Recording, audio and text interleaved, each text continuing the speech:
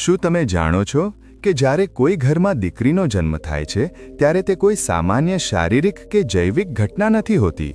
તે પરમપિતા પરમાત્માની એક ખૂબ જ કઠોર અને રહસ્યમય પસંદગી હોય છે.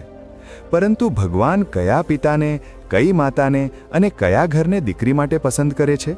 અને સૌથી ડરામણો સવાલ, શું તમારું ઘર, શું તમારા કર્મો તે પસંદગીને લાયક હતા? આજે આપણે ગરુડ પુરાણના એ પાનાઓ ખોલીશું જે તમને જણાવશે કે આખરે દીકરીઓ કયા ઘરમાં આવે છે અને કેમ એક દીકરીના જન્મ લેતા જ તે ઘરનું અટકેલું નસીબ અચાનક ખુલી જાય છે. આ વિડિયો, વાર્તા ખૂબ ધ્યાનથી જોજો, કારણ કે અંતમાં ગરુડ પુરાણનું જે સત્ય તમારી સામે આવશે તે તમારી જિંદગી અને તમારા પરિવારને જોવાનો પૂરો દૃષ્ટિકોણ કાયમ માટે બદલી નાખશે. આપણે બધા એવું માનીએ છીએ કે કોઈપણ ઘરમાં બાળક જન્મવું એ પ્રકૃતિનો નિયમ છે, પરંતુ ગરુડ પુરાણ અને આપણો પ્રાચીન કર્મ સિદ્ધાંત આ વિજ્ઞાનથી ઘણી આગળની વાત કરે છે. ગરુડ પુરાણ પોકારીને કહે છે કે આ દુનિયામાં કોઈપણ ઘરમાં, કોઈપણ આંગણામાં દીકરીનો જન્મ લેવો એ કોઈ સંયોગ કે ઇત્તેફાક નથી. જ્યારે કોઈ ઘરમાં દીકરી પોતાનો પહેલો શ્વાસ લે છે ત્યારે તે માત્ર એક બાળકીનો જન્મ નથી હોતો, તે બ્રહ્માંડનો એક બહુ મોટો નિર્ણય હોય છે. ભગવાન દરેકને દીકરી નથી આપતા. આજે હું આત્મરહસ્યના આ મંચ પરથી ગરુડ પુરાણના તે સૌથી સુંદર પણ સૌથી વધુ રડાવી દે તેવા પાનાને ખોલવા જઈ રહ્યો છું. ગરુડ પુરાણમાં યમરાજ અને પક્ષીરાજ ગરુડ વચ્ચે આત્માઓની સફરને લઈને એક બહુ જ ઊંડો અને રહસ્યમય સંવાદ છે. તેમાં સ્પષ્ટ રીતે બતાવવામાં આવ્યું છે કે મૃત્યુ પછી જ્યારે કોઈ આત્મા યમરાજના દરબારમાં ઊભી હોય છે ત્યારે તેનો આગામી જન્મ એમ જ નક્કી નથી થતો. આત્માને ત્યાં નથી મોકલવામાં આવતી જ્યાં જગ્યા ખાલી હોય. આત્માને ત્યાં મોકલવામાં આવે છે જ્યાં તેનો ઉદ્દેશ્ય હોય, જ્યાં તેના કર્મોનું દેવું હોય. અને જ્યારે વાત એક સ્ત્રી યોની એટલે કે દીકરી તરીકે જન્મ લેવાની આવે છે ત્યારે યમલોકના નિયમો ખૂબ બદલાઈ જાય છે. આપણે બાળપણથી સાંભળતા આવ્યા છીએ કે દીકરીઓ નસીબદારને મળે છે, પણ શું તમે ક્યારેય વિચાર્યું છે કે તે નસીબ આખરે છે શું? તે નસીબ કોઈ આકાશમાંથી ટપકેલી વસ્તુ નથી. તે નસીબ તમારા એટલે કે તે પિતાના પાછલા જન્મના કર્મો છે. ગરુડ પુરાણનું સૌથી કડવું અને ઉઘાડું સત્ય સાંભળો. શાસ્ત્રોમાં વર્ણન આવે છે કે જ્યારે માણસના પાછલા જન્મના પાપ કે દેવું બહુ ભારે હોય છે, જ્યારે તેણે પાછલા જન્મમાં કોઈના ઘણા પૈસા પચાવી પાડ્યા હોય કે કોઈને બહુ તકલીફ આપી હોય, ત્યારે પ્રકૃતિ તે દેવું વસૂલવા માટે તેના ઘરમાં પુત્રને જન્મ આપે છે. જી હા, તમે બિલકુલ સાચું સાંભળ્યું. મોટાભાગના ઘરોમાં પુત્રો માત્ર અને માત્ર તે પિતાનું જૂનું દેવું વસૂલવા, તેની સંપત્તિની વહેંચણી કરવા અને તેના પુણ્યો ભોગવવા માટે આવે છે. આ તે આત્માઓ હોય છે જેમને તમારી પાસેથી કંઈક લેવાનું હોય છે. પરંતુ તેનાથી બિલકુલ વિપરીત, જ્યારે કોઈ માણસના પાછલા જન્મોના પુણ્ય પોતાની ચરમસીમા પર હોય છે, જ્યારે તેણે પાછલા જન્મમાં કોઈ સ્વાર્થ વગર લોકોની મદદ કરી હોય, ભૂખ્યાઓને ભોજન કરાવ્યું હોય, કોઈ રડતા માણસના આંસુ લૂછ્યા હોય, ત્યારે ભગવાન, ત્યારે તે પ્રકૃતિ તે માણસને ફળ આપવા માટે તેના ઘરમાં એક દીકરીને જન્મ આપે છે. દીકરી તે આત્મા હોય છે જેને તમારી પાસેથી કંઈ લેવાનું નથી હોતું, પરંતુ તે તમને પોતાનું સર્વસ્વ આપવા આવે છે. આ જ કારણ છે કે તમે અવારનવાર જોયું હશે કે જ્યારે કોઈ ઘરમાં દીકરીનો જન્મ થાય છે ત્યારે તે ઘરની ઊર્જા, તે ઘરનું આભામંડળ અચાનક બદલાઈ જાય છે. જે પિતા કાલ સુધી બહુ કઠોર હતા, બહુ ગુસ્સાવાળા હતા, જે નાની નાની વાતો પર ખીજાઈ જતા હતા, તે પોતાની તે નાનકડી બાળકીને ખોળામાં લેતા જ બિલકુલ મીણની જેમ ઓગળી જાય છે. તેની અંદરથી એક એવી કરુણા, એક એવો પ્રેમ ફૂટી નીકળે છે જેના વિશે તેને ખુદને પણ ખબર નહોતી. આ કોઈ ચમત્કાર નથી, આ તે પવિત્ર આત્માનો પ્રતાપ છે. ગરુડ પુરાણ કહે છે કે દીકરીઓ પોતાની સાથે બ્રહ્માંડની સૌથી શુદ્ધ અને સૌથી કોમળ ઊર્જા લઈને આવે છે. જ્યારે તે ઘરમાં શ્વાસ લે છે ત્યારે તેમના આભામંડળમાંથી એક એવું કંપન નીકળે છે જે તે ઘરની બધી નકારાત્મકતા, બધા કલેશ અને બધી દરિદ્રતાના જાળાઓને કાપી નાખે છે. આપણે સદીઓથી એક કહેવત સાંભળતા આવ્યા છીએ કે દીકરી તો ઘરની લક્ષ્મી હોય છે, પરંતુ આપણે માણસોની બુદ્ધિ એટલી નાની છે કે આપણે લક્ષ્મીનો અર્થ માત્ર પૈસા કે ધન સમજી લીધો. આપણે લક્ષ્મીને માત્ર સોના અને ચાંદીના સિક્કાઓમાં તોલી દીધી. ગરુડ પુરાણ અને દેવી ભાગવત મહાપુરાણમાં બહુ જ સ્પષ્ટ શબ્દોમાં કહેવામાં આવ્યું છે કે લક્ષ્મી માત્ર પૈસાની દેવી નથી. લક્ષ્મી સંતુલનની દેવી છે, લક્ષ્મી શાંતિની દેવી છે, લક્ષ્મી ચેતના અને કરુણાની દેવી છે.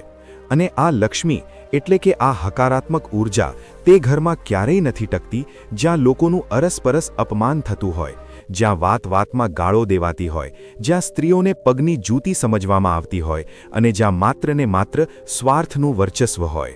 તો જ્યારે આપણે કહીએ છીએ કે દીકરી લક્ષ્મી છે, તો તેનો સાચો અર્થ એ છે કે ભગવાને તે દીકરીને એક પરિવર્તનના દૂત બનાવીને તમારા ઘરે મોકલી છે. તે ખાલી હાથે નથી આવતી. તે પોતાની સાથે પોતાના તે સંચિત પુણ્યો લઈને આવે છે, જે તેણે પોતાની પાછલી ઘણી મુસાફરીઓમાં કમાયા હતા. જ્યારે તે નાના ડગલા માંડીને તમારા ઘરમાં ચાલવાનું શરૂ કરે છે, ત્યારે તે હકીકતમાં તમારા ઘરના વાસ્તુ દોષોને, તમારા ઘરની તે ભારે ઊર્જાને પોતાના પગ તળે ખતમ કરી રહી હોય છે. આ જ કારણ છે કે તમે તમારી આસપાસ, તમારા સમાજમાં એવા કેટલાય પરિવારો જોયા હશે જે દીકરીના જન્મ પહેલાં દેવામાં ડૂબેલા હતા, જેમના ઘરમાં હંમેશા કંગાળી છવાયેલી રહેતી હતી. પરંતુ જેવી તે આંગણામાં દીકરીની કિલકારી ગુંજી, અચાનક તે પિતાનો વ્યાપાર ચાલવા લાગ્યો, તેની અટકેલી પ્રગતિ થવા લાગી. ઘરમાં અચાનક સુખ અને શાંતિએ ડેરો નાખી દીધો. લોકો તેને માત્ર એક સંયોગ માની લે છે. લોકો કહે છે કે અરે, બાળકીના પગ શુભ છે, પણ હકીકતમાં શાસ્ત્રો તેને પુણ્યોનું હસ્તાંતરણ માને છે. તે દીકરીની પવિત્ર આત્મા પોતાના પિતાના કષ્ટોને જોઈને પોતાના પુણ્યોનો એક ભાગ પોતાના પિતાના આભામંડળમાં નાખી દે છે. તે પોતાના ભાગ્યથી, પોતાના નસીબથી તે આખા પરિવારને પાળવા લાગે છે. પરંતુ હવે અહીં એક બહુ જ ઊંડો અને ડરામણો સવાલ ઊભો થાય છે. જો દીકરીઓ ખરેખર આટલી પવિત્ર હોય, જો તેઓ પુણ્યોનું ફળ હોય, તો પછી આજના સમાજમાં ઘણા ઘરોમાં દીકરીઓના જન્મ પર શોક કેમ મનાવવામાં આવે છે? કેમ આજે પણ કેટલાક પરિવારોમાં જ્યારે વૈદ્ય કે ડૉક્ટર કહે છે કે દીકરી થઈ છે, ત્યારે પિતાનું મોઢું ઉતરી જાય છે, દાદી મોઢું ફેરવી લે છે? કેમ દીકરીઓને જન્મ પહેલાં જ ગર્ભમાં મારી નાખવામાં આવે છે, અથવા જન્મ્યા પછી તેમને જિંદગીભર એવો અહેસાસ કરાવવામાં આવે છે કે તેઓ એક બોજ છે, પારકું ધન છે? આ સવાલ બહુ જ મહત્વપૂર્ણ છે અને તેનો જવાબ તમને ગરુડ પુરાણના તે કર્મ સિદ્ધાંતમાં મળશે, જેને સાંભળીને તમારી રૂવાડા ઊભા થઈ જશે. શાસ્ત્રોમાં વર્ણન આવે છે કે યમલોકથી જે આત્મા ધરતી પર આવવા માટે નીકળે છે, તે માતાના ગર્ભમાં આવતા પહેલાં જ તે પરિવારની, તે માતા પિતાના વિચારોની ઊર્જાને મહેસૂસ કરી લે છે. જો તે પરિવારના મનમાં ડર છે, જો તેમની અંદર દીકરીને લઈને લાલચ છે કે દહેજ આપવું પડશે, જો તેમના મનમાં સ્ત્રી પ્રત્યે કોઈ સન્માન નથી, તો કોઈ પણ ઉચ્ચ કોટીની આત્મા, કોઈ પણ શુદ્ધ અને પવિત્ર આત્મા તે ગર્ભમાં પ્રવેશ નથી કરતી. તે આત્મા તે ગંદા આંગણામાંથી પાછી ફરી જાય છે. અને પછી તે ઘરમાં કોણ જન્મ લે છે? તે ઘરમાં જન્મ લે છે એક એવી આત્મા જે પાછલા જન્મમાં તે જ પરિવારની કોઈ બહુ મોટી દુશ્મન રહી હોય. ગરુડ પુરાણ કહે છે કે જ્યારે તમે એક દીકરીને, એક સ્ત્રીને બોજ સમજો છો, ત્યારે તમે હકીકતમાં તમારા પોતાના વિનાશને નોતરી રહ્યા હો છો. પરંતુ ક્યારેક આ નિયમનો એક અપવાદ પણ હોય છે. એક એવું સત્ય જે તમારી આંખોમાં આંસુ લાવી દેશે. ક્યારેક બહુ જૂની વિચારધારાવાળા, બહુ કઠોર અને લાલચી પરિવારોમાં પણ એક બહુ જ શુદ્ધ અને પવિત્ર દીકરી જન્મ લઈ લે છે. તે ઘરમાં આવે છે જ્યાં તેને પ્રેમ નથી મળતો, જ્યાં તેને પુત્રો સમાન હક નથી મળતો. આવું કેમ થાય છે? ગરુડ પુરાણ અનુસાર આવી દીકરીઓ સાધારણ આત્માઓ નથી હોતી. આ પરિવર્તનકારી આત્માઓ હોય છે. આ સૌથી શક્તિશાળી આત્માઓ હોય છે. તે ઘરમાં એટલા માટે નથી આવતી કારણ કે તે ઘર સારું છે. તે ઘરમાં એટલા માટે આવે છે જેથી તે ઘરના અંધકારને ચીરી શકે. જેમ એક દીવાને જો તમે અંધારા ઓરડામાં મૂકી દો, તો તે દીવો એવી ફરિયાદ નથી કરતો કે અહીં કેટલું અંધારું છે. તે દીવો ચૂપચાપ બળીને તે ઓરડાને રોશન કરી દે છે. ઠીક તેવી જ રીતે આ કોમળ દીકરીઓ પોતાના સ્વભાવથી, પોતાના સ્મિતથી, પોતાના નિસ્વાર્થ પ્રેમથી અને પોતાની જીદથી તે કઠોર પિતાના હૃદયને બદલી નાખે છે. તે પથ્થરદિલ દાદા દાદીના દૃષ્ટિકોણને બદલી નાખે છે. તે ઘરમાં પેદા થાય છે જેને બદલવું અશક્ય લાગતું હતું, અને તે આખા પરિવારની ચેતનાને, તેમની વિચારવાની રીતને મૂળમાંથી ઉખેડીને એક નવું રૂપ આપી દે છે. આ દીકરીઓ તે પરિવાર માટે એક પરીક્ષા પણ હોય છે અને વરદાન પણ. હવે સાંભળો તે સૌથી ઊંડું રહસ્ય, જેની રાહ તમે આ વાર્તાની શરૂઆતથી જોઈ રહ્યા હતા. શું તે દીકરી જે આજે તમારા ઘરમાં છે, જે આજે તમને ગળે વળગે છે, શું તે માત્ર એક સંયોગ છે? ગરુડ પુરાણની ઊંડાઈમાં જો તમે ઉતરશો તો તમને ખબર પડશે કે મૃત્યુ પછી આત્માની યાત્રા બહુ જટિલ હોય છે. દરેક જન્મ એક દેવું છે, એક અધૂરો સંબંધ છે. અને આ વાત બહુ સંભવ છે, બિલકુલ શક્ય છે કે આજે જે દીકરી તમારા આંગણામાં રમી રહી છે, તે પાછલા કોઈ જન્મમાં તમારી માતા રહી હોય.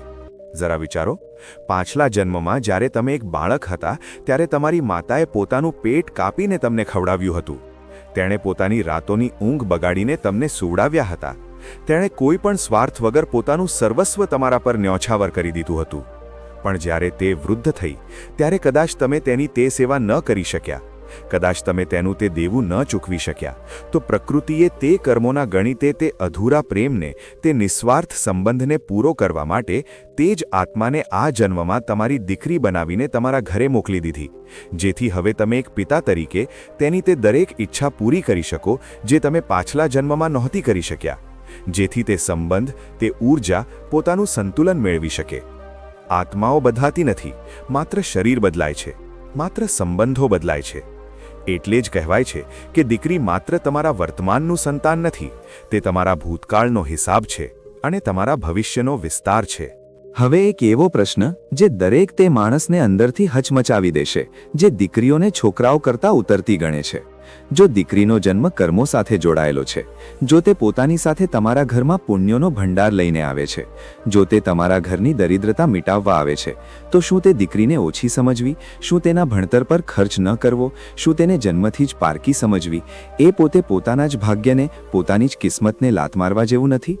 જ્યારે તમે એક દીકરીનો અસ્વીકાર કરો છો, જ્યારે તમે તેનો અવાજ દબાવો છો, જ્યારે તમે તેને તેના ભાઈ કરતાં ઓછો પ્રેમ આપો છો, ત્યારે તમે માત્ર એક સામાજિક બુરાઈ નથી કરી રહ્યા, તમે એક બહુ મોટી આધ્યાત્મિક મૂર્ખતા કરી રહ્યા છો.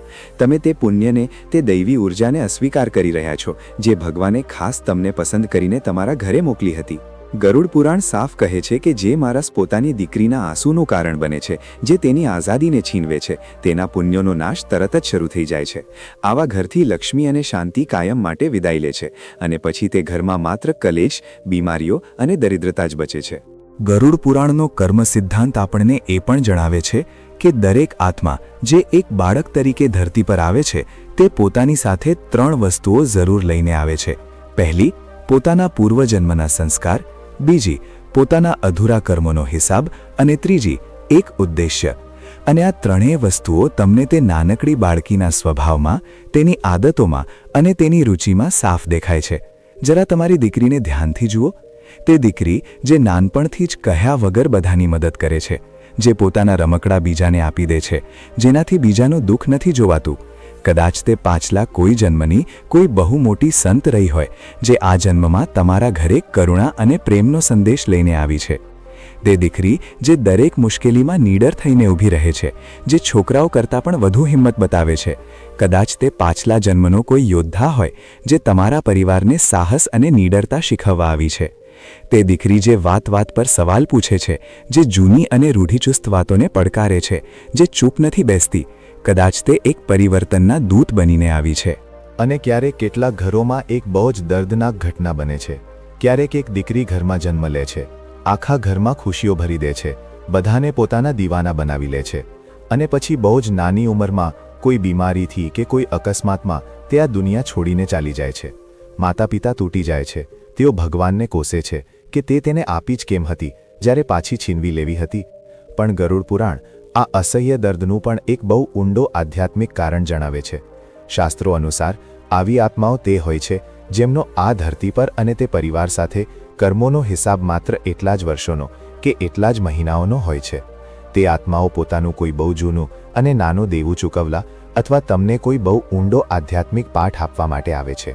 તે પોતાનો સંદેશ આપે છે, તમારા પુણ્યોનો સંતુલન બનાવે છે અને પછી પોતાની અસલી યાત્રા પર પરમધામ તરફ આગળ વધી જાય છે. તે તમારા દર્દનું કારણ નથી બનતી, તે તમારી આત્માને આ દુનિયાની મોહમાયામાંથી આઝાદ કરવાનો એક બહુ કઠોર માધ્યમ બને છે. હું જાણું છું કે આ બધું સાંભળવું બહુ કઠિન છે, તેને સ્વીકારવું સહેલું નથી, પરંતુ ગરુડ પુરાણનું આ બ્રહ્માંડનું આ જ સૌથી અટલ સત્ય છે.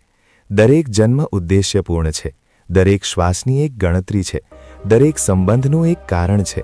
કોઈ પણ જન્મ કે કોઈ પણ સંબંધ વગર કારણે નથી. તો હવે આપણે તે અંતિમ અને સૌથી ઊંડા પ્રશ્ન પર આવીએ છીએ, જે દરેક માતા પિતાએ પોતાને પૂછવો જોઈએ. શું દીકરીનો જન્મ ભગવાન તરફથી માત્ર એક કૃપા છે, કે પછી તે એક બહુ મોટી આધ્યાત્મિક જવાબદારી પણ છે? ગરુડ પુરાણનો ઉત્તર બહુ જ સ્પષ્ટ છે. દીકરીનો જન્મ બંને છે. જ્યારે કોઈ શુદ્ધ અને શુભ આત્મા એક દીકરી તરીકે તમારા ઘરમાં જન્મ લે છે, ત્યારે તે માત્ર તમારા આંગણામાં ખુશીઓ વેરવા નથી આવતી, તે માત્ર તમારા ઘડપણનો સહારો બનવા નથી આવતી, તે ઘરની ચેતનાને, તે પરિવારના આધ્યાત્મિક સ્તરને ઊંચું લાવવા આવે છે અને બદલામાં તે પરિવારની, તે પિતાની આ સૌથી મોટી કર્મોની જવાબદારી છે કે તે તેને શ્રેષ્ઠમાં શ્રેષ્ઠ શિક્ષણ આપે. તે તેને દુનિયાની દરેક બુરી નજરથી સુરક્ષા આપે, પરંતુ સુરક્ષાના નામે તેને પાંજરામાં ન બાંધે. તે તેને સ્વતંત્રતા આપે, તે તેને પોતાના નિર્ણયો પોતે લેવાનું સન્માન આપે. જો કોઈ ઘરમાં દીકરીનો જન્મ તો બહુ ખુશીઓ સાથે થાય છે, પણ મોટી થવા પર તેને તેના ભાઈ જેટલા સમાન અધિકાર ન મળે, જો તેના સપનાઓને, તેના ભણતરને એવું કહીને ટૂંકાવવામાં આવે કે તારે તો બીજા ઘરે જવાનું છે, જો તેના અવાજને અનસુણ્યો કરવામાં આવે, તો ગરુડ પુરાણ અનુસાર તે ઘર, તે પિતા, તે મહાન આધ્યાત્મિક તકને કાયમ માટે ગુમાવી દે છે જે ભગવાને તેને આપી હતી. તે પોતાના પુણ્યોને ખુદ પોતાના હાથે આગ લગાડી દે છે. ગરુડ પુરાણ આપણને એ જ શીખવે છે કે જન્મ લેનારી આત્મા અને તે પરિવાર વચ્ચે એક બહુ જ સૂક્ષ્મ અને પવિત્ર કરાર હોય છે. આત્મા પોતાના સંસ્કાર અને પુણ્ય લઈને આવે છે અને પરિવાર તેની પાંખોને આકાશ આપવાની જવાબદારી લે છે. આ સંબંધ માત્ર ખાવા ખવડાવવા કે કપડાં પહેરાવવાનો નથી, આ તે આત્માના વિકાસનો છે. અને જ્યારે એક પિતા આ જવાબદારી પૂરી ઈમાનદારીથી નિભાવે છે, ત્યારે તે ઘરમાં માત્ર એક દીકરી મોટી નથી થતી, તે આખા પરિવારનું નસીબ, તેમની ચેતના અને તેમનું આધ્યાત્મિક સ્તર વધી જાય છે. મિત્રો, આજે આપણે આત્મરહસ્યની આ સફરમાં એક બહુ લાંબી અને ઊંડી યાત્રા કરી છે. આજે આપણે ગરુડ પુરાણના તે પાનાઓ ખોલ્યા છે જે જણાવે છે કે દીકરીનો જન્મ માત્ર એક શારીરિક ઘટના નથી, તે આત્માઓની તે અનંત યાત્રાનું એક બહુ જ સુંદર પ્રકરણ છે. આપણે જાણ્યું કે દીકરીઓ માત્ર સંતાન નથી, તે સંસ્કાર છે. તે માત્ર એક સંબંધ નથી, તે એક દિવ્ય ઊર્જા છે જે દરિદ્રતાને ભસ્મ કરી દે છે. કોઈ પણ જન્મ સંયોગ નથી હોતો.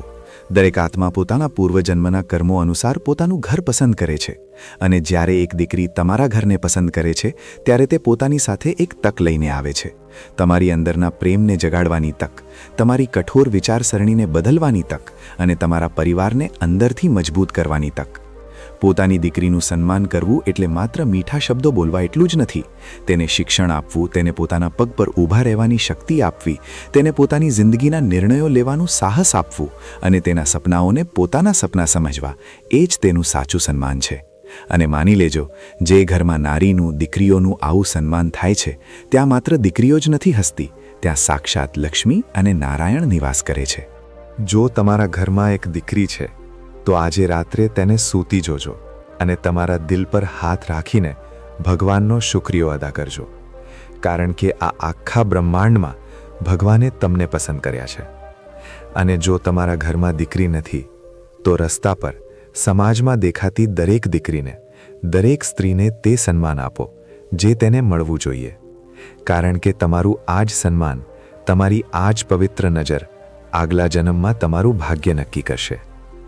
દીકરી તે પરમપિતા પરમાત્માની સૌથી સુંદર ભેટ છે, અને તે ભેટની રક્ષા કરવી એ આપણી સૌથી મોટી આધ્યાત્મિક જવાબદારી છે.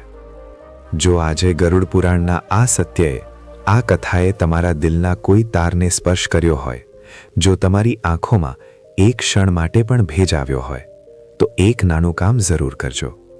આ વાત તે માણસને જરૂર જણાવજો જેના ઘરમાં એક દીકરી છે. તે પિતાને આ સંદેશ આપજો જે દિવસ રાત પોતાની દીકરી માટે મહેનત કરે છે, અને તે માણસને પણ મોકલજો જેને કદાચ આજે આ સત્ય સાંભળવું બહુ જરૂરી છે. અને હા, નીચે ટિપ્પણીમાં પૂરા ગર્વ સાથે, તમારા દિલની પૂરી સચ્ચાઈ સાથે લખજો, દીકરી મારું વરદાન છે, જેથી બ્રહ્માંડની તે ઊર્જા સુધી તમારો આ સંદેશ પહોંચી શકે. આવા જ ઊંડા આધ્યાત્મિક અને જીવનને બદલી નાખનારા રહસ્યોની સફરમાં અમારી સાથે જોડાયેલા રહો. તમારું અને તમારા ઘરની તે લક્ષ્મી સ્વરૂપા દીકરીઓનું ખૂબ ખૂબ ધ્યાન રાખજો. તે નારાયણ તમારા આંગણાને હંમેશા ખુશીઓથી ભરેલું રાખે.